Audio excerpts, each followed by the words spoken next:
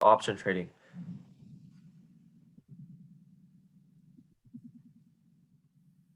Go ahead. Yeah, next slide. So the power of options. So options are a powerful tool used by investors and traders. For investors, they use options to hedge an investment portfolio. They also use it to generate additional income for their portfolio. And they also like to use options to magnify their returns with less capital. For short-term traders, they like to use options to magnify returns and generate profits under any market condition.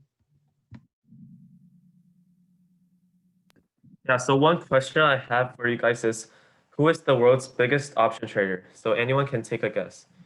You can unmute or put it in the chat. Okay, yeah, so Yash is correct. The world's biggest option trader is actually Warren Buffett. Click.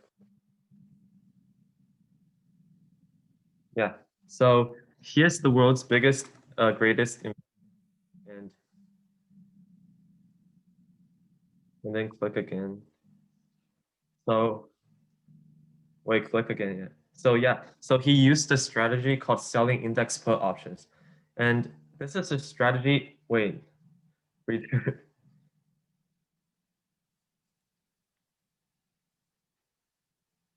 Wait, return to the previous slide because yeah, so this is a strategy that he used during the financial crisis of 2008.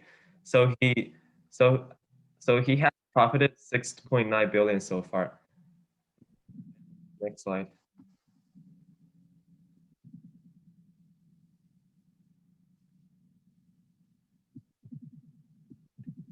So there's two types of options, call options and put options. For call options, there's buy call and sell call. For put options, there's buy put and sell put.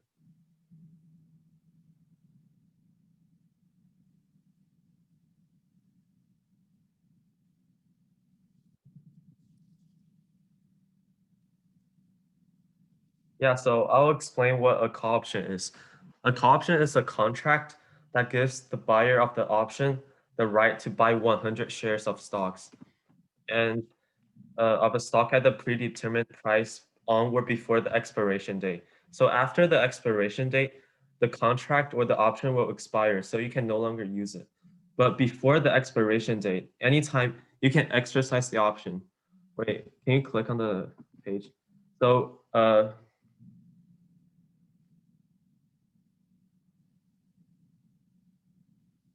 wait. Yeah, so for example, if you want to buy this option on the screen, it's called it's a Apple option, call option Apple December 132 at $8. So 8 is the premium. Wait, can you click again?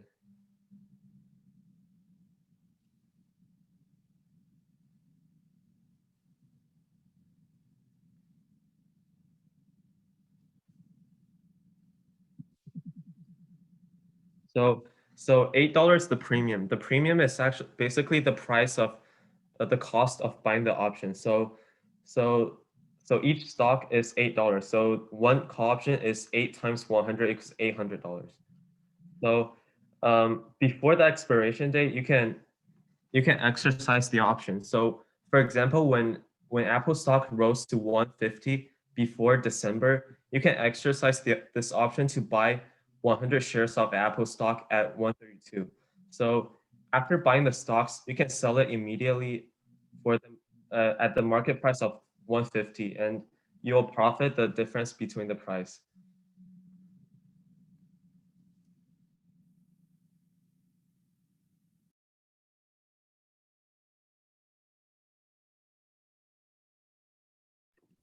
So holder and writer. So a call option holder buys the contract from a call option writer. A call option holder has the right to buy the underlying stock and doesn't have to necessarily exercise it. A call option writer is obligated to sell the 100 shares if the holder wants to exercise the option.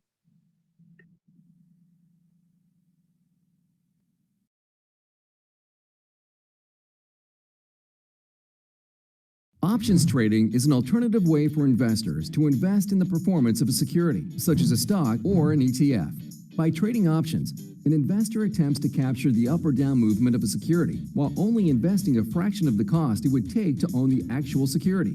For example, consider a stock that's currently trading at $100. If you purchased a share and the price went up $5, you would have a 5% return.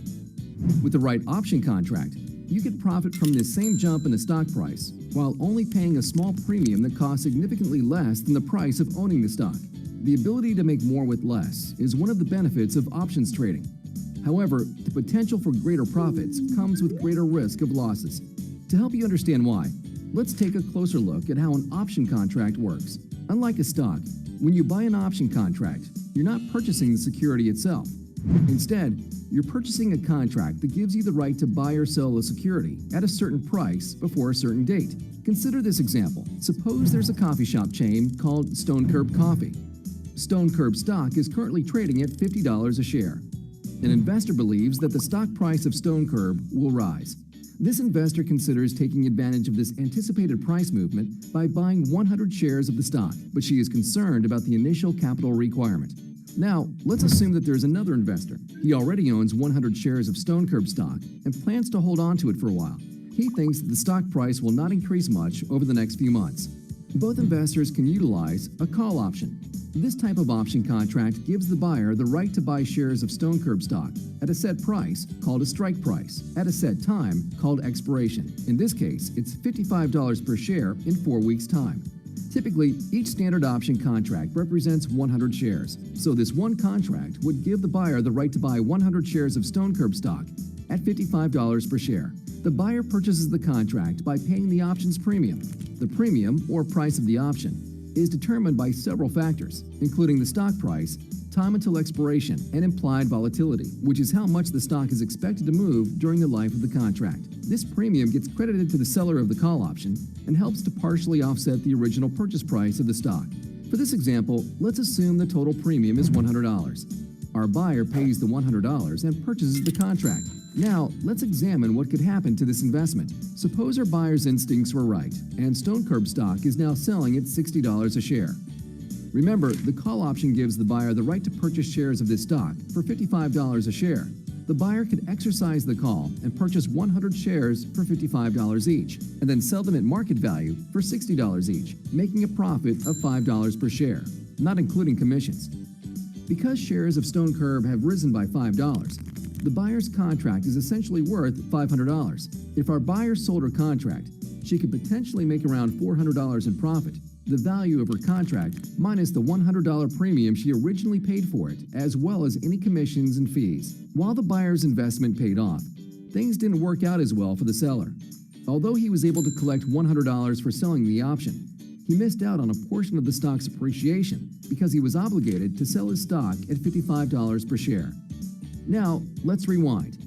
Suppose the stock moved in the opposite direction and is now selling for $45 a share on the last trading day prior to expiration. The buyer's contract gives her the right to purchase shares of Stone Curb for $55 a share. Because no one would want to pay $55 for a stock that's selling at $45 in the open market, the buyer's contract will likely expire worthless. The buyer is now on track to lose 100% of her initial $100 investment, plus any trading commissions and fees. For the seller, the option expiring worthless is good news. He still owns his shares of stock and made $100 selling the option. Although the value of his shares declined, he was able to keep the option premium, less any commissions and fees for selling the option. Keep in mind that this is a simplified example. The pricing of options is very complex, which is why it's important to educate yourself about options and their risks before you invest. While the biggest change comes from the price of the underlying instrument that the contract represents, there are other forces like time decay and implied volatility that influence options prices. While we showed you one example, options can be used in a variety of ways. There are call options, which we just saw, that can be profitable to own if the price of a stock goes up. And then there are put options, which can be profitable to own if the price of a stock goes down. Calls and puts can also be combined in a variety of ways. By buying and selling these options, investors have the potential to make money when the market moves in any direction and create strategies with a variety of risk levels. You've taken the first step in understanding options, but there's more to learn. Open an account with T. Options trading is an alternative way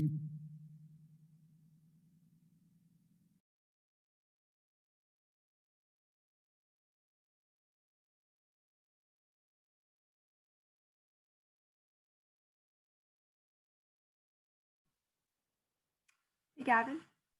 Okay, yeah. So what is the difference between buying calls and buying stocks?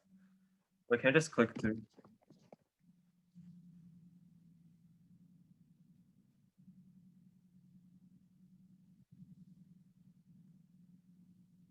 And just click on the slides. Yeah, just click all the way. So if you, for example, if you want to buy 100 shares of Apple stock, then your investment amount will be 12,000. And maybe a week later, the price will increase to 140 and your profit will be $2,000 and your return thus will be 17%. But if you buy one share of Apple 120 call at 6, your investment will only be the cost of buying the option 600. So when the price increases to 140, then you can choose to exercise the option and get a return of $2, which is 333%.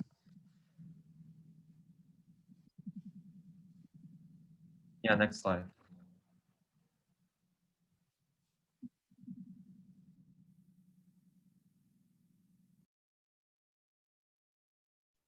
Okay, now I'm gonna walk you through a call option like scenario. So let's say you want to buy one Microsoft call option and it expires January 2021 and the strike price is $210. So if the expiration date is January, that would be January 15th because the options expire on the third Friday of the month. And so the premium for this would be about like $8.45 per stock. So that's times 100, it's $845 totally for this call option. And then your break-even price is $218.70. And that's the price that you would have to cross if you want to make profit. Next slide. But what if Apple drops to $90? So the people who bought 100 shares of Apple, they suffer a 25% loss or a $3,000. And the people who bought the call options, they only lose $600 because that's the price they originally paid for the options contract. So since options act like contracts, they intrinsically have downside protections. However, if Apple is trading lower than $126, the call option holder will experience a net loss since their break-even price is $126.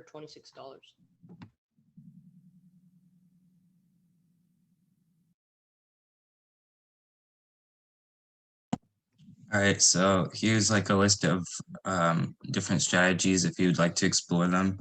And if you'll notice, there's like multiple types of like call and put options. And so a put option is basically the right to sell at a specific price. And it can be used like as insurance when you think the stock price is going to go down. So yeah, that's all we have.